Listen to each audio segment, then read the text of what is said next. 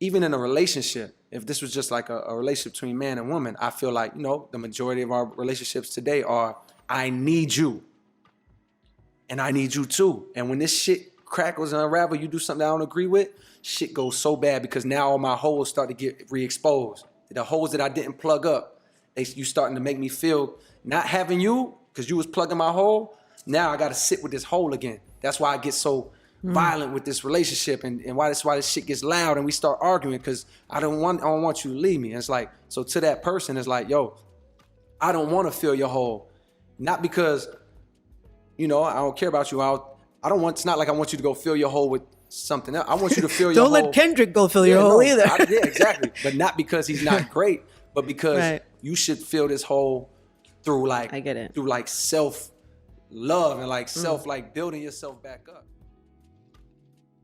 No matter how much you love somebody, if you or that person has a lot of unresolved trauma, especially from your upbringing, 9 times out of 10, the relationship is not going to last. You have to heal yourself so your future kids don't have to heal from you.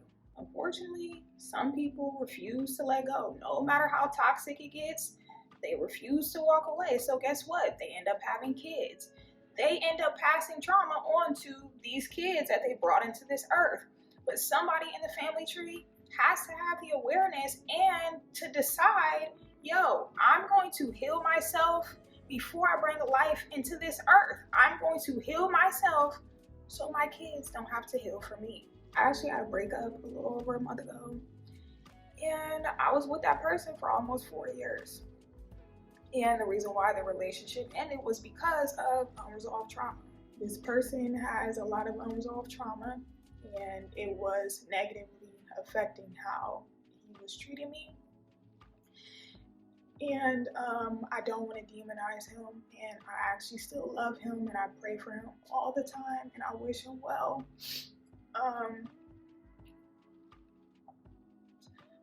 But once you get to a certain point where that person is like negatively affecting your well-being, you have to just walk away. Because at the end of the day, you have to love yourself and you have to choose yourself.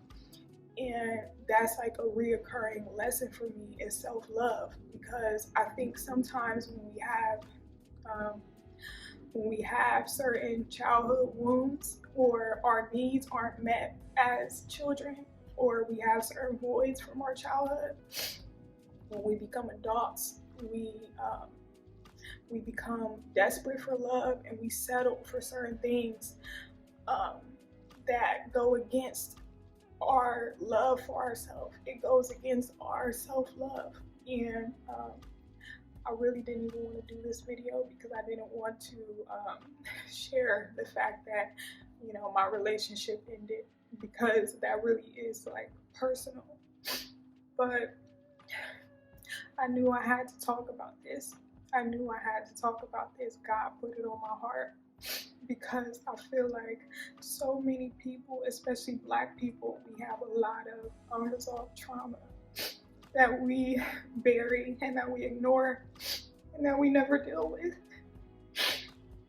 And I think it's so important for us to heal ourselves so that we can break these generational curses, so that our kids don't have to heal from us. Ooh, I had to get myself together. I had to fix my makeup. Damn, cry baby. But yeah, I was definitely in a karmic relationship, and I didn't want to believe it. I didn't want to accept it. But I'm not gonna lie, I constantly question in the back of my mind, am I in a karmic relationship? Like, I feel like real love, like, it shouldn't be this toxic. Like, it shouldn't be this chaotic. And I hate to bring up celebs, but I feel like Blueface and Christian, they're in a karmic relationship. But what is a karmic relationship? It's when two people are brought together to work out karmic issues or patterns. This might include patterns of codependency, abuse, and other unhealthy dynamics. What are some signs of a karmic relationship? Number 1, lots of highs and lows, lots of makeup, breakup. Number 2, feeling addicted to each other, feeling obsessed. Number 3, feeling like you can't live without that person, being codependent. Number 4, lots of miscommunication, feeling like that person never understands you. Last but not least, feeling exhausted, feeling drained, not just mentally, spiritually, and physically.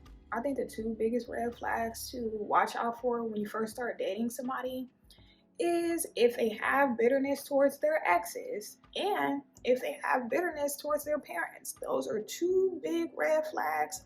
You should be very careful. I pray this video was helpful to somebody because it was hard as hell to record. Oh yeah, by the way, did you guys see my karma tattoo?